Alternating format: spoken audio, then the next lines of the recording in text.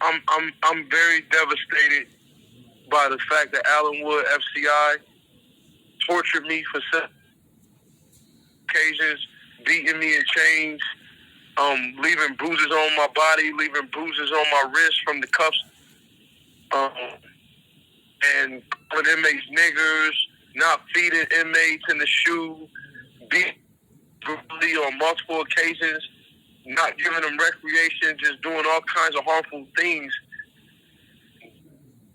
Humanity. And I want justice. I want justice for me and justice for every victim who experienced what I experienced. Ripping up our family members' mail, not giving it to us, having our mothers and family worried about us, what's going on with us, writing falsified incident reports so that they can take our good time and take all of our privileges so we can't reach out by phone or email to let our family know what's going on. It's like they're hindering inmates and they're intensely trying to set you up for failure if you're about to get released so you can reoffend and come back to prison. They're not giving you none of the help that you need. They're just continually attacking you, putting you in the shoe for petty reasons, calling you niggers. I've never heard so many people call inmates niggers, or people, period, use that word so much and so freely, and really brag and boast about how they beat you in chains brutally when you can't even defend yourself. And the world needs to know what's really going on behind those prison gates in a lot of these institutions in the mountains of Pennsylvania and West Virginia and Kentucky and different spots where they're torturing inmates, putting them in chains, not feeding them. And like I said, I want justice. Okay. Can you say the name of the facility again and the state that it's in? Allenwood FCI. It's located in White Deer, Pennsylvania. Okay. How long were you incarcerated up there? I was incarcerated there on a violation for approximately 8.5 months. Okay. And I know you said that you suffered a lot of abuse. You also seen a lot as well? Well, yes. I was present on occasions where you can just literally be laying in your bed and all of a sudden you just hear an inmate screaming and screaming for his life. And you're like, wow, what's going on? And then they're yelling down, they need help, medical assistance, and they're being tortured in chains and shackles with chains around their waist to where there's no room to even breathe. And they're coming in there beating you, and you can hear the punches and hear them running in there and talking about it and calling inmates niggers. And yes, I've witnessed this on multiple occasions. Okay. How long you been home? While they were doing it to me. Huh? That's how long you been home? I've been home approximately two and a half weeks now. Okay. Welcome home. I'm glad that you made it out of there. And I appreciate the fact that you care about the ones that are still there. That's going through this. I know that a lot of facilities have grievance processes. Did this facility have one? Go ahead. This facility are manipulatively and maliciously not giving inmates the rights to use the grievance processes by giving them the wrong forms or not giving them the forms at all. There's a step process. It goes from an informal resolution to an 8 to a 9 to a 10, and you have to follow the chain of command properly. But what they'll do is they'll give inmates 9. They'll give you a 9 without giving you the informal, and so they know that the regional office is going to kick it back and say that you didn't take the proper protocol. That's crazy. Wow. I don't So, know what to say. but like I said, if you get the forms at all, because they don't want anyone outside of the institution to know and be aware of what's going on.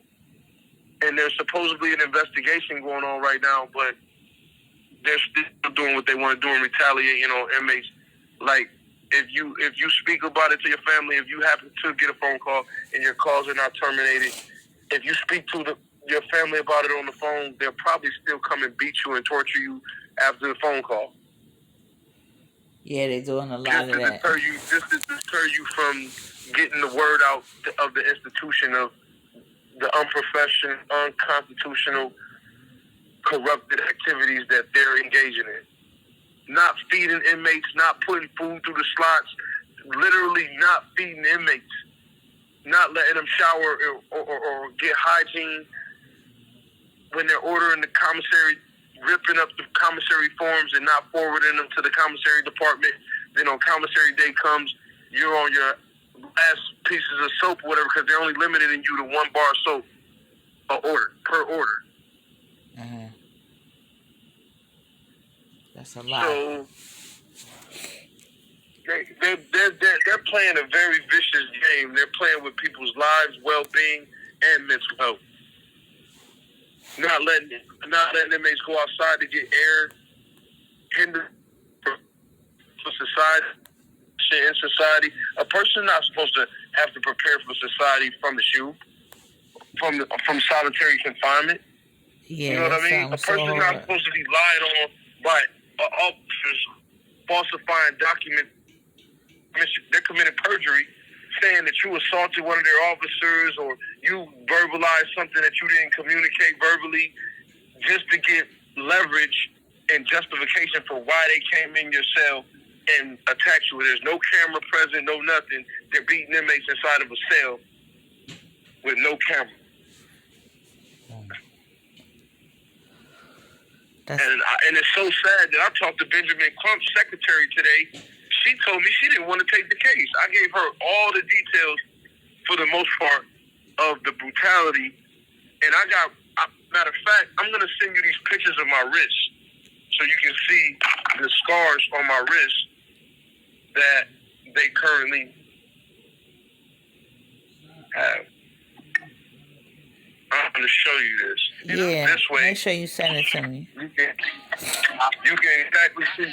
This damage was done to my wrist on July 1st and 2nd when they beat me 4 times back to back. 2 times during the day shift and 2 times on the next following shift. Here's one of my wrists right there. That's a fresh picture of when I first got out. My family, my sister took a picture of my wrist. That's my left wrist, if I'm not mistaken. Is that my left or my right wrist?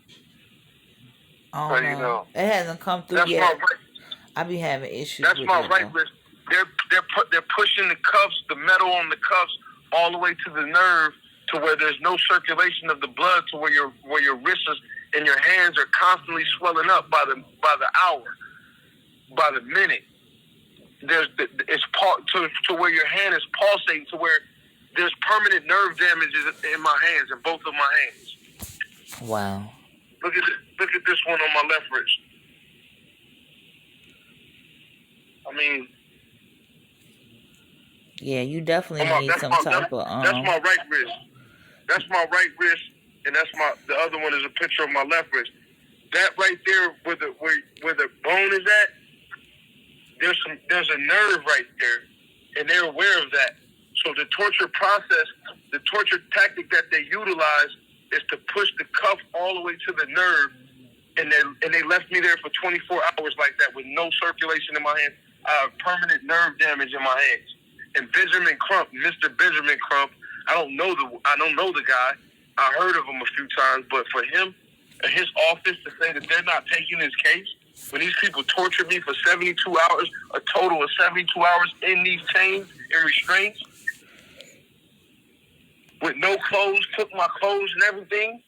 You got me in here like a slave in a cell with no working water, nothing. And y'all beating me every 2 hours when y'all come in and supposedly do restraint checks. Y'all beating me in chains. Yeah, that's heavy. It's time for me to get in contact with Mr.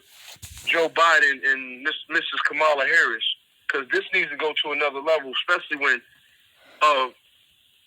I'm going to say a famous, notorious attorney, a notorious civil attorney,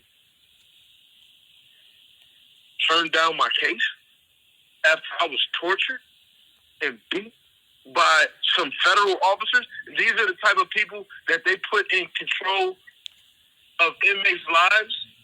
Like, inmates' lives matters. My judge gave me my sanction. Not be racially profiled and called niggers and attacked, just because you're broken, miserable, and having a bad day, come in with my food, eating my tray. Wow. All trade, you want to make an argument. Y'all so broke and miserable that y'all so underpaid and broke that y'all eating our trays. Y'all starting arguments and attacking us and using that as y'all excuse why you didn't feed this inmate today because you wanted to eat it straight.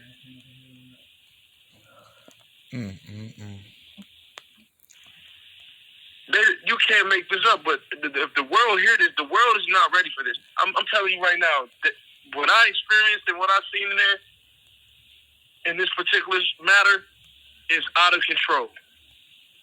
And be done in these investigations that they allege is going on, it needs to be a little bit more thoroughly investigated, and justice should be served. Whether in monetary value, video cameras on those officers in that shoe in that institution, or the underqualified staff members should be removed, because they should not be in control of these people's lives before they end up taking another life. They've already taken lives where they pepper sprayed an inmate to death, which they also attempted to do to me. They pepper sprayed somebody to death in the facility? Yes. When was this? He got in his lungs and killed him. What year was this? I can't say for sure. It was recent, though. It was within the last 5 years. Okay. Give or take, for sure. At this point, I just need to take a deep breath, because that's a lot. It's a problem. It's taking a toll on my mental health. I am going through a very, very tough now with anxiety and post-traumatic distress. I can imagine so. Due to this experience. I can definitely imagine so. That's really heavy, brother. I'm glad that you speaking up about what happened to you and you aren't afraid. I hate that it happened to you. And like I told you, I appreciate that you speaking up for those that are still under those conditions, because it can be a lot harder fighting for your rights when you're behind the wall. Yeah, that's the thing. And I wish that I would have had somebody. I wish that I was somebody out here that would push and advocate for me while I was in there going through what I was going through, but I had no voice. They took the calls. I couldn't call my family members. Family members are calling up there to inquire about their relatives, and they're telling them anything, just freestyling and lying to them. Wow. Yeah. Like, people are really worried about their children, their parents, and nobody knows what's going on with them because they're taking everybody's phone calls. It's like a strategy. They're using military tactics to cut off communication. You know, that's one of the military tactics that they utilize. Mm-hmm. When you're at war, is to take the communication. That's what they're doing. They have this standard because they are in uniform and they work for this American government, and you would think that they're living up to that standard, but they're not. They're utilizing it and abusing their authority and abusing their discretion, and that's against the law. It's a violation of your constitutional rights. They're violating constitutional rights on all levels. And how are they getting away with this when they're holding us accountable for our actions, where we're accepting responsibility due to us?